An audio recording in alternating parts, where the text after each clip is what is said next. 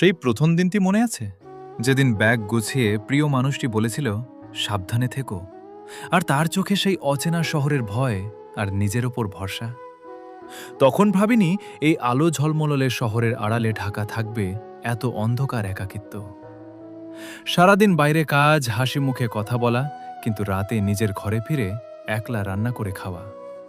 সবাই ভাবে আমরা খুব আনন্দে আছি, কিন্তু কেউ জানে না এই চার দেওয়ালের মাঝে লুকিয়ে থাকা চোখের জলের গল্প। সকালে উঠে নিজে হাতে রান্না করা, তারপর কাজে যাওয়া, যেন যন্ত্রের মতো বেঁচে থাকা। আর এই সব কিছুই নিজের আপনজনদের ভালো রাখার জন্য। কোনো দিন কোনো কষ্ট হলে কাউকে বলা যায় না, শুধু নিজের মনের ভেতরেই গুমড়ে মরতে হয়। রাত নামলে যেন কষ্টগুলো আরো ভারী হয়ে ওঠে।